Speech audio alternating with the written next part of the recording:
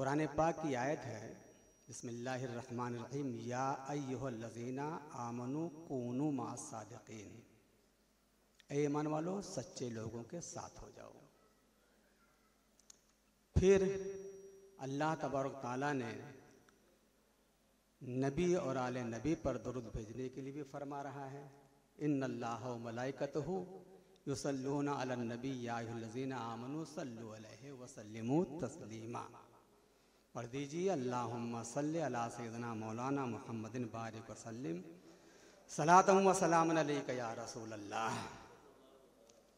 यहाँ सिर्फ एक बात मैं ये अर्ज़ करूँगा कि इस आयत करीमा में लफ्ज़ युसल्लूना फरमा गया है, जो फ़ेले मुज़ारा का सेगा है। मुफ्ती साहिबान उलमाए कराम यहाँ बैठे हैं, उसका तर्जमा इस्तक़बाल भी किया जाता है और हाल का भी किया जाता है, लेकिन यहाँ हाल का तर्जमा ज़्यादा मुनासिब है। अल्लाह भेजेगा नहीं, अल्लाह भेज रहा है, भेजता है अपने फरिश्तों के साथ। अब अगर कोई आपसे सवाल ये करे कि इस वक्त अल्लाह ताला क्या कर रहा है, उसका अमल क्या है, इसलिए कि अल्लाह ताला तो काम करता है, फ़आलुल लिमा युरीद, जो चाहता है करता है, कर ही रहा है वो। न उसको नींद आती है, न ऊँघ आती है, न सोता है, न ख्वाब देखता है, बस काम करता है। अल्लाह ताला इस वक्त क्या कर रहा है, अगर आप सवाल किया जाए आपसे, तो आपका मोमिनाना जवाब यही होगा कि अल्लाह अपने नबी और आले नबी पर दरूद भेज रहा है। यही तो होगा ना इस आयत करीमा की रोशनी में तर्जमा। युसल्लूना के हिसाब से ही तर्जमा होगा। बिला झिझक आप कह सकते हो और सबूत में इस आयत करीमा को पेश कर सकते हो। अल्लाह ताला फरमा रहा है युसल्लूना अलन नबी। अब एक दूसरी बात मैं जो आपसे करना चाहता हूँ मैं, जो बहुत बारीक सी है, कि जब अल्लाह ने फरमा पढ़ो दुरूद शरीफ, ऐ मोमिनो दुरूद शरीफ पढ़ो, तो हम लोग क्या पढ़ते हैं? अल्लाहुम्मा सल्ले अला मुहम्मदिन व अला आले मुहम्मदिन। अब इसका तर्जमा हमारे मौलाना ताज मोहम्मद साहब करेंगे तो क्या करेंगे आप? ए अल्लाह तू ही नबी पर दरूद भेज दे, तू ही आले नबी पर दरूद भेज दे, यही तो होगा। अल्लाहुम्मा, ए अल्लाह सल्ले, तू पढ़ दे, क्या पढ़ दे? दरूद। किस पर? नबी पर, आले नबी पर। अल्लाह ताला तो हम लोगों से कह रहा है कि तुम पढ़ो, और हम पलट के जवाब दे रहे हैं कि अल्लाह तू ही पढ़ दे। ये क्या चक्कर है ना? तू ही पढ़। अल्लाह तो मुझसे कह रहा है कि ए मोमिनो तुम पढ़ो, नबी पर तुम अपनी मोहब्बत का इजहार करो, आले नबी पर तुम अपनी मोहब्बत का इजहार करो, अइम्मा अहले बैत से तुम अपनी मोहब्बत का इजहार करो। लेकिन हम पलट के कहते हैं अल्लाह अल्लाहुम्मा सल्ले, अल्लाह तो ही पढ़ते भेज दे। क्या वजह है? वजह उसकी यही है कि इन अइम्मा अहले बैत आले नबी की शख्सियत इतनी अजीम व मोहतरम है कि हमारी ज़बान इस काबिल नहीं है कि हम उन पर दरूद भी पढ़ सकें। क्यों? इसलिए कि जिस नबी पर, जिस आले नबी पर दरूद पढ़ने जा रहे हैं, उस नबी के लिए ऐसी ज़बान चाहिए जिस ज़बान ने कभी झूठ ना बोला हो, जिस ज़बान ने कभी चुगली ना खाई हो, जिसने कभी गीबत ना की हो। अब आप बताइए, माशाअल्लाह हम धावा शरीफ में मौजूद हैं, यहाँ पर आइम्मे कराम मशाइख़ एज़ाम बुज़ुर्गान दीन के मज़ारात का फैज़ व शाम हासिल करते हैं। आप लोग ज़रा हाथ उठा दीजिए, किसने ज़िंदगी में अब तक झूठ नहीं बोला है कोई साहब यहाँ? अगर नहीं है तो आज अहस कर लीजिए। हज़रत गौस अलैहिर्रहमत रिज़वान की दरबार में जा कर के हम आज से झूठ नहीं बोलेंगे, चुगली नहीं खाएंगे, गीबत नहीं करेंगे, अपने मुंह से बुरी चीज़ नहीं निकालेंगे। तभी तो हम बुजुर्गों दिन के आने का फैज़ान तभी तो पाएंगे ना, तभी तो हमारी ज़बान इस काबिल हो गया। और यही वजह है कि अल्लामा इक़बाल ने कहा था, हज़ार बार बिशोयम दहन ज़ मुश्क गुलाब, हुनूज़ नामी तो गुफ्तन कमाले बेअदबीस। यानी हमार मुँह जो है मुश्क से धोएं, अंबर से धोएं, गुलाब से धोएं, लेकिन फिर भी इस काबिल में नहीं हो कि अपनी ज़ुबान से मैं नबी पर और नबी पर दरूद भेज सकूँ। और हम उठे और पढ़ना शुरू कर दिया। तो पहले अपने को इस काबिल बनाओ, ज़बान को इस काबिल बनाओ। चूँकि ये बात मशाइख़ कराम बुज़ुर्गान दीन की चल रही है, तो एक छोटा सा वाक़या मशाइख़ चिश्त में से नाम पढ़ने पढ़ा होगा, बाबा फरीदुद्दीन गंज शकर रहमतुल्लाह अलैह का बहुत मशहूर नाम है। ये हज़रत ख्वाजा कुतुबुद्दीन बख्तर काकी के शागिर्द हैं और हज़रत निज़ामुद्दीन औलिया रहमतुल्लाह अलैह के उस्ताद हैं। उनके यहाँ मजलिस लगती थी, रोज़ाना मजलिस लगती थी। एक दिन मजलिस लगी तो क्या होता था, कोई बच्चे औरत अपने बच्चे को लेकर आ रही है, कोई अपने बेटे को लेकर, कोई लड़की के, मतलब आते थे और फुकवा कर चले जाते थे, और जो बीमारी होती थी उनको शफा मिल जाया करती थी। इत्मीनान था, यकीन था। ऐसे ही रोज़ाना मजलिस लगते थे। और आज भी आप देखें देहातों में, जहाँ कर मैं रहने वाला हूँ, देहात के इलाके में, आज भी मगरिब के वक्त मस्जिद के दरवाजे पर नान मुस्लिम औरतों की भीड़ लग जाती है। क्यों? कि आप पढ़कर फूंक दोगे तो हमारा बच्चा ठीक हो जाएगा, है ना हज़रत मोहम्मद साहब? मोहम्मद साहब हमारे इलाके के, हम उनके साय में रहते हैं माशाअल्लाह। तो आज भी ये है, आज भी ये दुस्तूर बाकी। क्यों? वो जानती है कि ये हजरत जो अभी मस्जिद से निकलने कम से कम 10 मिनट झूठ नहीं बोला होगा, 10 मिनट गीबत नहीं की होगी, 10 मिनट चुगली नहीं की होगी।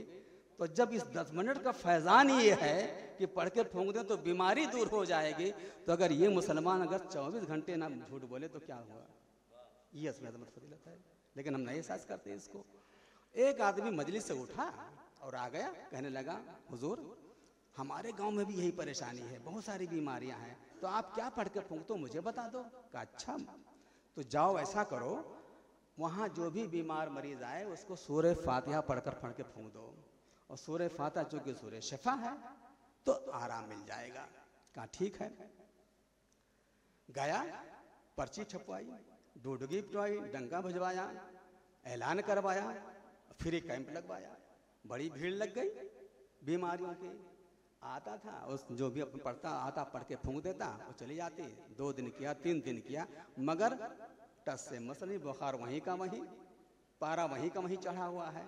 हैरान परेशान हुआ, या अल्लाह फिर क्या करूं मैं? फिर पलट के बाबा के आया, बाबा फरीद के पास आया कि हुजूर जो आपने नुस्खा दिया था वो नुस्खा हमने तो इस्तेमाल किया, बड़ी पाबंदी और बड़े एहतमाम से इस्तेमाल किया। हमने डुडुगी भी पिटवाई थी, पर्चा भिजवाया था, फ्री कैंप भी लगवाया था, भीड़ भी आई थी, मगर फायदा नहीं हुआ।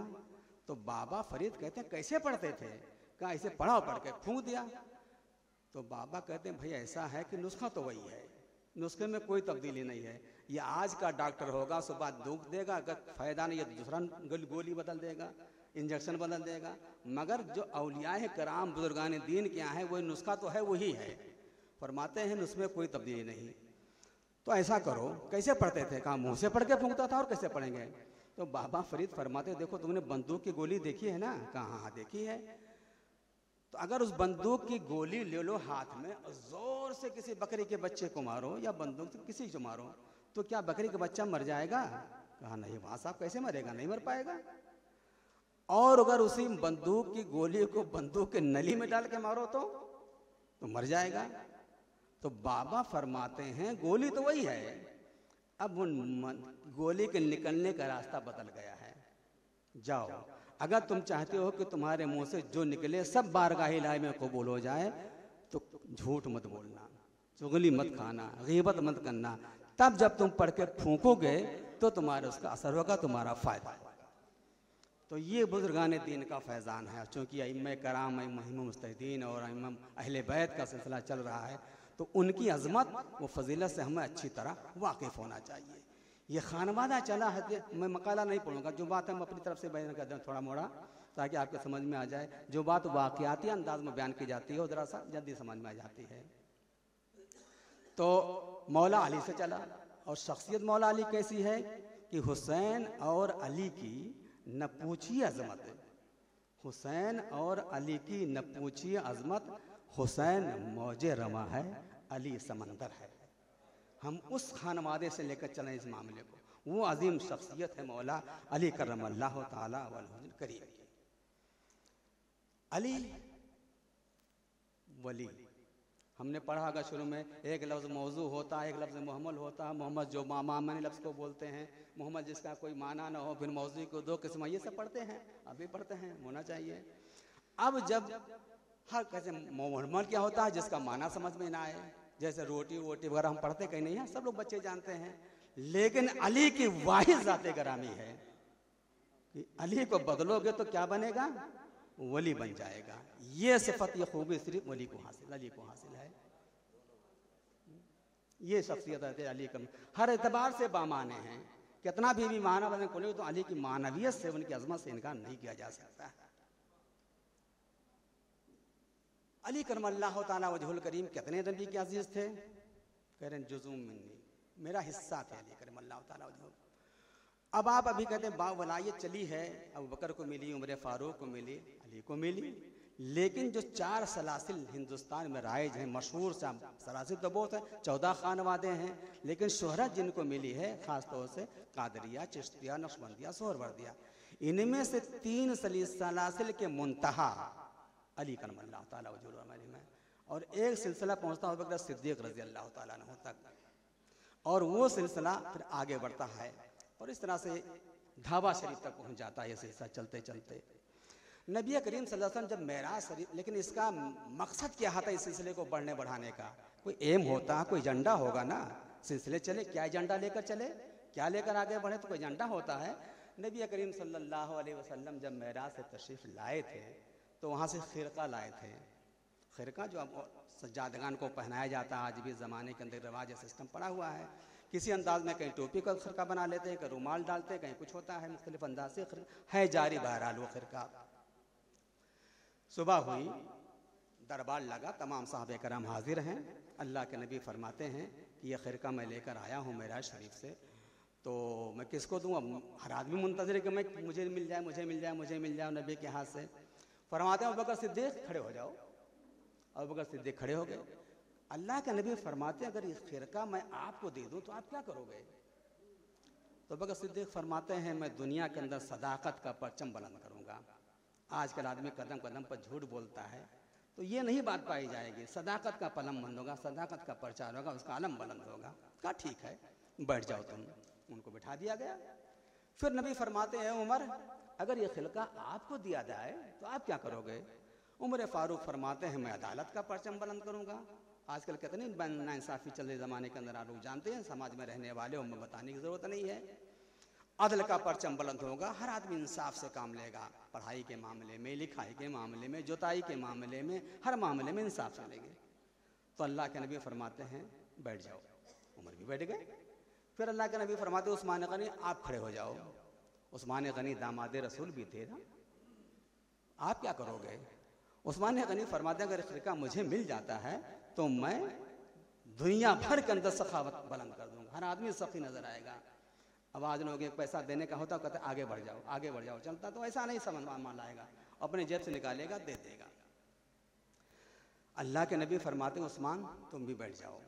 अब बारी अली की आई। अली खड़े हो जाओ। मौला अली खड़े हो गए। कहा अगर ये खिरका मैं आपको दे दूं तो आप क्या करोगे? तो मौला अली फरमाते हैं अगर ये खिरका मिल जाता है मुझे तो इसको पहन करके मैं दुनिया के अंदर ऐब पोशी का काम करूंगा, लोगों को ऐब को ढकूंगा, मैं काम करूंगा। अल्लाह के नबी सल्लल्लाहु अलैहि वसल्लम ने वो खिरका अली के हवाले कर दिया। यही काम खानकाहों में होता है, यहाँ ऐपोशी होती है, आपके उसको जाहिर नहीं किया जाता है। कहीं की खानका चिश्तिया सिलसिले की कहीं भी हो, सारे खानकाहों का मिजाज यही है, यही काम उनका होता है। वहाँ कोई परेशान होकर लौटता नहीं है, बल्कि इत्मीनान और सुकून से जाता है, इत्मीनान सुकून के साथ लौटता है, कोई टेंशन दिमाग में नहीं होता। जानते हैं कि यहाँ औलिया कराम की बारगाह एक ऐसी बारगाह है, और यही ज़रूरत है इस वक्त समाज के अंदर। छोटी छोटी बातों को लेकर के समाज में बतंगा बढ़ा देना, ये जिसमें लड़ाई होते हैं, दंगा झगड़ा होते हैं, ये सब ख़त्म हो जाए। इसलिए हमने जो आयत करीमा की तिलावत का शरफ किया है, ईमान वालो सच्चे लोगों के साथ हो जाओ। ये सच्चे कौन है? यही अहले बैत है, ये सच्चे लोग हैं, इनके साथ हो जाओ। मौला अली के साथ हो जाओ, इमाम हसन के साथ हो जाओ, इमाम हुसैन के साथ हो जाओ। अभी जिनके बारे हमारे अरबाब दानिश ने पढ़ा है, इन तमाम अइम्मे मुस्लिमीन के साथ हो जाओ। क्या होगा फिर नतीजा? तुम भी सच बोलोगे, तुम्हें भी इत्मीनान होगा, तुम भी पोशे का तुम्हें हुनर मालूम होगा। एक दिन नबी करीम सल्लल्लाहु अलैहि वसल्लम बहुत खुश थे। तो आयशा से फरमाते हैं आयशा आज मैं बहुत खुश हूँ, जो मुझसे मांगना है मांग लो। आमतौर पे आजकल की औरतों से अगर शौहर कहता है कि आज मैं बहुत खुश हूँ, मैं कुछ मांग लो, तो कहाँ कहेंगे चलो ज्वेलरी वाली के यहाँ चलते हैं, यही ना, चलो फला होटल में खाना खाते हैं। अली हज़रत आयशा परेशान हो गई कि मैं आप रसूल से क्या मांगूं जो मुख्तार कायनात हैं, समझ में नहीं आ रहा था कि मांगूं क्या। भागी हुए अपने वालिद माजिद के पास गई, अबू बकर सिद्दीक़ के पास। हज़रत अबू बकर सिद्दीक़ से कहा कि आज मेरे मियाँ बहुत खुश हैं और मुझसे कुछ कह रहे मांग लो, तो मैं क्या मांग लूँ उनसे? अब आपको सिद्दीक फरमाते अच्छा ये फरमाया उन्होंने, तो ठीक है जाओ उनसे कह दो कि जब आप महराज में तशरीफ़ ले गए थे और अल्लाह से आपकी दुबदू बातें हुई थी, बहुत करीब से, बहुत आंखों में आंखें डाल करके, माँ जागलो माँ तागल बसरो माँ तगा के मंजिल में आकर के बातें हुई थी, तो क्या बातें हुई थी? हम सब नहीं बातें जानना चाहते हैं, उन बातों में से सिर्फ एक बात बता दीजिए बस। अल्लाह के नबी सल्लल्लाहु अलैहि वसल्लम ने दायमा देखा, आयशा ये तुम्हारे जहन का सवाल तो नहीं लग रहा है, तुम्हारी इतनी पहुंच तो नहीं कि तुम ऐसा सवाल कर सको। कहा हुजूर जब आपने सवाल किया तो मैं बहुत खुश हो गई और मेरे समझ में नहीं आ रहा था कि मैं क्या सवाल करूं, तो मैं अपने वालिद माजिद के पास गई थी, उन्होंने मुझसे कहा कि यह सवाल पूछो। तो अल्लाह बता दीजिए मुझे। तो अल्लाह के नबी ने सोचा और सोचने के बाद ठीक है मैंने वादा कर लिया था तो बताऊंगा। अल्लाह के नबी फरमाते आयशा सारी बातें हुई अल्लाह ताला से, उन तमाम बातों में से एक बात ये थी कि जो दुनिया के अंदर लोगों के ऐब पोशी का काम करेगा उसे मैं बिला हिसाब जन्नत में डाल दूंगा। कितनी अहम चीज है, इसको हम लोग नजरअंदाज कर देते हैं। आए दिन एक दूसरे के खिलाफ उसकी जुस्तजू करते रहते हैं, इसके कोई कमी मिल जाए, हम इस तरह करते रहते हैं। तो दोस्तों ये था मकाम है अली मौला अली करमल्लाहु ताला जो बुज़ुर्गान दीन का। आज भी जब किसी परेशानी में हम होते हैं तो क्या कहते हैं, कहीं सर पर कोई ईंट गिर पड़े या अली, यही पुकारते हैं ना। हम या अबू बकर क्यों नहीं कहते हैं? कभी ऐसा हुआ है कि कोई मुसीबत सर पे आ गई, अचानक गिर पड़ा, कोई डंडा मार दिया किसी ने पीछे से, तो कहते हैं या अली या गौस, यही कहते हैं ना, या अली या गौस। ना या उमर का लफ्ज आता हो ना उस्मान का नाम आता। क्यों? इसलिए कि हल्लुल मुश्किलात का दर्जा नबी ने दिया रसूल को, वही करेंगे ये सब चीज़ें। ना अबू बकर निकलेगा, ना अली फारूक निकलेगा, ना उस्मान निकलेगा मुँह से, हमेशा यानी का आप उसे कहो ना कहो वो यही कहेगा या अली। क्यों? इसलिए कि मनसब सिर्फ अली को हासिल है। तो हम उस शख्सियत के बारे में और उस खानवादे के बारे में यहाँ गुफ्तगू माशाअल्लाह हो रही है और बड़ी तफसीली गुफ्तगू हमारे अकाबरीन हमारे दानिश्वरान ने की। अब बत्ता सिर्फ इतना सा है कि मकाला निगारी ज़रूर थी, अच्छी थी, तहक़ीक़ी सब कुछ सही था, मगर बाज़ हमारे जो मुक़र्रिरीन हैं उनका लहजा ख़तीबाना था जो मकाले के शानिशा नहीं होता है। बात समझ में आई कि मकाला जो है मकाले की तरह पढ़ना चाहिए, खिताबत की तरह नहीं होना चाहिए, वरना फिर मकाला निगारी में खिताबत में कि फिर क्या फ़र्क जाएगा। लिहाजा इसका भी ध्यान रखा जाए कि यह सेमिनार है, ये कोई इजलास तकरीरों का नहीं है। लेकिन हमारे बाज़ हज़ार ने तो बहुत माशाअल्लाह मकाला कैसे पढ़ जाता है, बिल्कुल मकाला ही की तरह पढ़ा, इसमें कोई दो राय नहीं। और इमाम मेहदी के बारे में हमारे मौलाना इजहारुन नबी साहब ने बहुत सारी बातें बताई और हमें तो डरने लगा था कि जब बताया कि सब कुर्बे क़यामत की निशानियाँ, तो मैं तो घबरा रहा था कहीं ऐसा ना कि कल परसों कोई वाक़या पेश आ जाए इस तरह से। लेकिन उन्होंने मोमिनीन के बारे में कुछ नहीं बताया कि अहले ईमान पर क्या उतरने वाला है। इस पर ज़रा से पहले उन्होंने छोड़ दिया, शायद इसीलिए छोड़ दिया होगा ताकि हमारे सामने पर कोई घबराहट ना तारी हो। बाकी सारी चीज़ें बता देंगे, ज़लज़ला हो गया होगा, लेकिन मोमिनीन कैसे है होंगे इस पर उन्होंने खामोशी अख्तियार की। तो ज़रा इस पर भी थोड़ा तवज्जो की ज़रूरत है कि अहले ईमान का क्या हाल होगा उस वक्त, है ना, इस पर जिक्र करना यह ज़रूरी था। दूसरी बात यह है कि जब दज्जाल का उसका जब इमाम मेहदी का ज़ुहूर होगा तो इसमें शिया की तरफ मुख्तलिफ राय है। शिया कहते हैं कि उनका ज़ुहूर जो होगा ईरान के अंदर जगह जमकरान है, जमकरान की मस्जिद में उनका ज़ुहूर होगा, उसके मीनार से होगा। तो मुझे शर्फ हुआ उस जमकरान की मस्जिद जाने का भी, और कितनी बड़ी मस्जिद है, कितने दरवाजे हमें नहीं बता सकता। वहाँ रोज़ाना भीड़ होती है, सिर्फ 2 रकात नमाज़ पढ़ने के लिए ईरानी वहाँ टूटे पड़ते हैं, जगह नहीं मिलती है। वो जमकरान मुझे 2-3 मरतबा इत्तेफाक हुआ है जाने का और नमाज भी पढ़ने का, फिर इसलिए कि देखूं कि आखिर इनके अकायद में क्या क्या है, कैसे सब इन करते हैं। तो जमकरान जगह है जो ईरान के अंदर है और फिर वहाँ जो है ये नहीं कुम के पास है ये जगह, तो वहाँ ये मामला है कि वहाँ इमाम मेहदी का ज़ोर होगा। बहरहाल उनका अपना अक़ीदा अपनी जगह, लेकिन हमारा अक़ीदा वही है जो मौलाना इजहारुन नबी साहब ने बयान किया है। हमारे जमहूर उलमा अहले सुन्नत का जो अक़ीदा है वही है जिससे आप समाअत फरमा चुके हैं। अब आप किसी शिये के बहकावे में न आएंगे, बल्कि आप मौलाना इजहारुन नबी ने जो कुछ बयान किया है उसी को ज़हन दिमाग में डाल लीजिए और इमाम मेहदी के बारे में उसी तरह सोचिए जिस तरह उन्होंने सोचने का हमें मशवरा दिया है।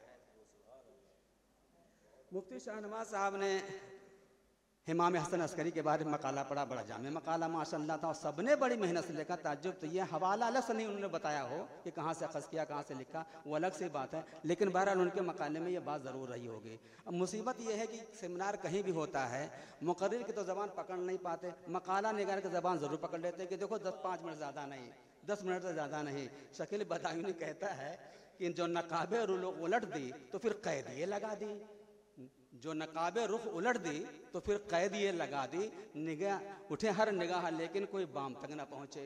मकाला ज़रूर पढ़ो मगर 10 मिनट से आगे नहीं पढ़िए मकाला अपना, वर्क छोड़ छोड़ कर। तो वर्क छोड़ छोड़ के हमारे मकाला निगार ने मकाला पढ़ा, इसलिए न इब्तिदा की खबर है ना इंतहा मालूम। बहरहाल फिर भी हवा में मैं गोली मार रहा हूँ, अगर फिट हो जाता है तो उसे कबूल कर लीजिएगा, नहीं फिट होता है तो उसे बुरा मत मानिएगा आप हज़रात। बड़ा अच्छा मकाला था। और इमाम हसन अस्करी के ताल्लुक से जो लफ्ज़ अस्कर का है, इसमें बड़े अख्तलाफात हैं। अभी एक तजवीज़ हमारे डॉक्टर साहब में हमारे अफजल मिसबाही ने पेश की, एक जगह का नाम था, वो भी एक रवायत है, कैद खाने का नाम था, ये भी रवायत है। तो बहरहाल इसके बारे में मुख्तलिफ रवायतें हैं, लेकिन अस्कर बहरहाल है एक जगह जो चाहे खाने की शक्ल में हो, चाहे वो आबादी के शक्ल में हो, लेकिन एक जगह है जिसकी मुनासबत से इमाम कराम को अस्करी कहा गया। तो इस लिहाज से जो है एक बात ज़रूर है कि लोगों ने जो है शहादत अक्सर इमाम कराम को, जैसा कि तरफ नईमी साहब ने इशारा किया, तो ये शहादत क्या थी? इतने बड़े मोहतरम बिशान नाराकों का मजमा, पीछे हाथ चूमने वाले, दस्तबोस्ती करने वाले, मगर आखिर में शहीद हो जाते थे। तो उसकी वजह साहब ये सिर्फ इक़्तिदार आमराना हुकूमत थी, इक़्तिदार था, सियासी शहादत सबकी थी। अक़ीदत में मोहब्बत में कोई शहीद नहीं होता है, ये सियासी शहादत थी। जब बाप बेटे को शहीद करता, बेटा बाप को शहीद कर सकता है, हमारी हिंदुस्तान की तारीख़ यह है, तो वहाँ भी यही सिलसिला राइज था, इसलिए कि सबके सब इंसान ही थे, और अल इंसानु मुरक्कबुन मिनल ख़ताए वन निस्यान। तो ये सिलसिला बहरहाल वहाँ भी जारी था। एक बात ज़रूरी है कि तमाम लोगों ने जो मकालात पढ़े इमाम कराम के हवाले से, अगर सब 2, 4, 5 तालीमात का भी जिक्र कर देते तो अच्छा रहता है ना, ताकि हम उनके ज़िंदगी से क्या निचोड़ कर समझ में आ रही है कि इसका बेटा, किसका बाप, कहाँ भतीजा, कहाँ क्या हुआ, ये सब तो ठीक है, लेकिन इनके मेन टीचिंग क्या थी जिस पर हमें अमल करना चाहिए, वो चीज़ रही कहीं कहीं मकाले में नज़र आई। बहुत से लोगों तो ने पेश किया, बहुत से नहीं पेश किया, तो ज़रा इस पर भी तवज्जो की ज़रूरत है ताकि सामाईन कुछ दिल दिमाग में ले करके जाएँ। तो ऐसा किसी मकाले में था और किसी में नहीं था। मौलाना फ़हीम सकलैनी साहब ने तो माशाअल्लाह इमाम आज़म अबू हनीफ़ा और जो अइम्मा अहले बैत के रवाबित थे, उस रवाबित पर भरपूर गुफ्तगू की माशाअल्लाह। सही, ये दूसरी किस्त थी मकाले की, इस मौजू पर थी, और इंशाअल्लाह जब मकाला छपेगा तो सारे उनके जो है किस्तें जो है सब इकट्ठा पढ़ने के लिए इंशाअल्लाह महबूस हो जाएंगे और बहुत से इससे मुस्तफ़ीद होंगे, तवील होंगे। ताज मोहम्मद बगदादी साहब ने शुरू में मशरिक़ व मग़रिब के दायने छोरों का बड़ा इसकाराना मुताला पेश किया, लेकिन तमहीद इतनी तवील उन्होंने कर दी माशाअल्लाह अपने ख़तीबाना जोश में आकर करके कि असल मुद्दे तक ज़रा सा पहुँचने में ताख़िर नहीं हुई, और जब पहुँचे भी तो बहुत कम उन्हें सुनने का मौका मिल सका। लेकिन मुझे उम्मीद है कि उनकी सलाहियत के अतबार से कि जो कुछ उन्होंने बयान किया हुआ अच्छा और मुहक़्क़ाना अंदाज में बयान किया होगा, और जब मकाला छपेगा तो इंशाअल्लाह हम उसे बैठ कर भी पढ़ेंगे, लेट कर भी पढ़ेंगे और खड़े होकर भी पढ़ेंगे, और हर तरह से इस्तेफ़ादा करने की कोशिश करेंगे। डॉक्टर असगर मिज़ाही साहब ने इमाम अली नक़ी अलैहि रहमतुर रिज़वान के हवाले से मकाला पेश किया। ज़ाहिर है कि यूनिवर्सिटी के प्रोफेसर हैं, दानिश्वरों में शुमार होता है, मकाला से दिन ब दिन रहते हैं। इनका अपना अंदाज़ मकाला पढ़ने का पढ़ा उन्होंने। सिर्फ मकाले के अंदर एक बात जो है और बहुत सी नायाब बात है, मैंने मेहनत से मकाला लिखा भी, जैसा उन्होंने तराब भी कर लिया। जब माइक गड़बड़ था तो कहा मकाला इतनी मेहनत से लिख कर लाए हूँ और मकाला माइक गड़बड़ कर रहा है। तो ज़ाहिर है कि मकाले मैं खलीजे यानी मैं फ़ख्रे इजलास से कहूँगा, सेमिनार के मामले में ये सब चीज़ें बड़ा पहले से दुरुस्त रखनी चाहिए, और उसका भी रिहर्सल होना चाहिए कि मकाल कितना काम करा, ताकि आइंदा हमारे मकाला निगार कभी जुज़-बुज़ ना हो। इस तरह से मकालात पेश करने के मौके पर इस तरह भी तवज्जो ज़रूरी है। अफजल मिसबाही साहब ने एक जगह लफ्ज़ सामरा पर इस्तेमाल किया उन्होंने कि सामरा के रहने वाले थे, तो वो लफ्ज़ सामरा नहीं सामर्रा है, और सामर्रा एक जगह है जिसको डॉक्टर साहब सामरा कह रहे थे। यह सुर्रा मन रहा अरबी ज़बान का लफ्ज़ है कि वो जगह ऐसी थी जिसके बारे में दानिश्वर कहते हैं सुर्रा मन रहा, जिसने देखा वही खुश हो गया। वही जो सुर्रा मन रहा जो कसरत इस्तेमाल से सामर्रा हो गया है, तो वहाँ सामर्रा के रहने वाले थे। तो डॉक्टर साहब इसका इस्लाह कर लेंगे, कभी मौका मिलेगा तो इस किस्म के ख्यालात का वो इजहार करेंगे। डॉक्टर मोहम्मद अहमद नईमी साहब ने हज़रत अली इमाम अली रज़ा के बारे से मकाला पेश किया। ज़ाहिर है कि उन्होंने बड़ी मेहनत से लिखा भी था और बड़ी मेहनत से पढ़ भी रहे थे। है ना। उस वक्त भी पसीना आया होगा, इस वक्त भी पसीना आ रहा था, माशाअल्लाह इतनी मेहनत से पढ़ रहे थे, तो इनके इसकी मेहनत का अंदाज़ा हुआ। हज़रत इमाम अली रज़ा की शख्सियत वो है कि तारीख़ में मौला अली के बाद अगर किसी का नाम अली रखा गया है तो वो इमाम अली थे। अगर किसी का नाम अली रखा गया है तो वो इमाम अली थे। और शायद ये मुनासिब जो दानिश्वरी है अली के यहाँ थी, वही दानिश्वरी यहाँ भी मौजूद थी। कई चीज़ों में मुमालसलत थी हज़रत इमाम अली की हज़रत मौला अली से।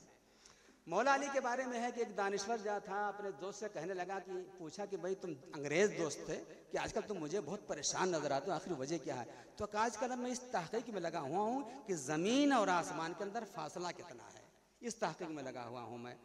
तो पूछने लगा वो दोस्त कि तुम कहाँ तक पहुँचे, तुम्हारी तहक़ीक़ कहाँ तक पहुँचे? कहा मैं बहुत परेशान हूँ, मुझे कोई सही दुरुस्त माखज़ नहीं मिलता है। तो उस दोस्त ने कहा कि ऐसा है, अपने अंग्रेज़ दोस्त ने कहा कि तुम जा कर के नहजुल बलागा का मुताला कर लो। वो नहजुल बलागा क्या है? कहा ये मौला अली का। मौला अली कौन है? कहा तुम जाओ पढ़ लो। और ला करके उस दोस्त ने वो किताब उनको दे दी। उसका उन्होंने वर्जन अंग्रेज़ी वर्जन था, मुताला किया, वो मुताला किया। जब महीने 2 महीने 3 महीने के बाद जब अंग्रेज़ दोस्त से उसकी मुलाकात हुई कि तुम्हारी तहक़ीक़ कहाँ तक पहुँची है, तो वो शख्स कहने लगा अंग्रेज़ कि मैं उस किताब को पढ़ने के बाद हैरत में पड़ गया। और यकीन जानिए कि मैं यहाँ तक पहुँचा हूँ कि जब आसमानों ज़मीन की तख्लीक हो रही थी तो यकीन था कि यह शख्स वहाँ मौजूद था। ये शख्स इस अंदाज से उसने किताब में लिखा, यकीन था कि मौजूद मिल रहा है। तो ये है अली का मकाम, ये है। और वही का अक्स थे इमाम अली मौला अली करमल्लाहु ताला वजहुल करीम के। और इमाम अली के मजहब ईरान मशहद के अंदर है। 3-4 मरतबा मुझे जाने का इत्तेफाक हुआ फातिहा पढ़ने का। और कई मरतबा मैंने सोचा कि मैं चाहता हूँ कि मज़ार का जो जाली होती उस पर मेरा हाथ पहुँच जाए। इस चक्कर में ठंडी रात के अंदर 3-4 बजे रात में वहाँ पहुँचा, मगर मुझे वहाँ भी धक्का खाना पड़ा, मैं वहाँ तक नहीं पहुँच पाया, इस कदर भीड़ होती है। हमने जहाँ तक देखा कि वो वाहिद मज़ार अक़दस है, बहुत बड़े एरिए के अंदर है। 800 मुलाज़मीन झाड़ू लगाने वाले वहाँ हैं, 800 मुलाज़मीन झाड़ू लगाने वाले हैं। वहाँ का मेहमान बनना ये बड़े फ़ख्र की बात है खानक़ाह की तरफ से। और मुझे ये शर्फ़ 2 मरतबा हासिल हो चुका है माशाअल्लाह। तो मौला अली का फैज़ान जाने ही देखने से ताल्लुक़ रखता है। और बड़ी खुशी है कि बड़ी तफसील से मौलाना नईमी साहब ने हज़रत अली करमल्लाहु ताला वजहू के ताल्लुक़ से गुफ्तगू की। और मेरी दुआ है कि तमाम अइम्मा मुज्तहिदीन, ये तमाम अइम्मा अहले बैत के बारगाहों तक अल्लाह ताला हमें आप सबको पहुँचाए। आखिर में सैयद तारिक साहब ने वाकई जिसे कहते हैं सरपरस्ती का हक़ अदा किया है। इसलिए कि जो है उनके अल्फाज, उनकी फ़िक्र, उनकी सोच ये हम सब लोगों के लिए यकीनन नमूना है। और हमें भी और पढ़ने का अंदाज़ भी वही सालिस लबो लहजा शुस्ता जिस तरह होना चाहिए सेमिनार के अंदर, ये हम सब लोगों के लिए नमूना है। इतना गौर करना चाहिए। और ज़ाहिर है कि जाए उस्ताद खाली अस्तर, वो उस्ताद होता है। तो बहुत शुक्रगुज़ार हूँ सैयद जनाब डॉक्टर सैयद तारिक साहब का कि उन्होंने इस अंदाज से गुफ्तगू फरमाई और हम लोगों के लिए सोचने समझने का मौका दिया और आगे बढ़ने का मौका दिया। तफसील में क्या जाऊँ मैं, इसलिए कि फ़ख्र इजलास ज़ाहिर है कि बहुत उनसे कीमती बातें सुननी है। अब मैं इसी पर अपने गुफ्तगू ख़त्म कर रहा हूँ। ये आप भी पढ़िए कि ली खमसतुन उतफ़ी बिहा हर्रल वबाइल हातमा अल मुस्तफ़ा वल मुर्तज़ा व बनाहुमा वल फ़ातिमा। अल्लाह ताला हम सबको इन अहले बैत की बारगाह में उनके तालीमात को मुस्तफ़ीद होने और उनसे फैज़ बात हासिल करने की तौफ़ीक़ रफ़ीक़ अता फ़रमाए और उनकी बारगाह में सआदत का हाज़िरी के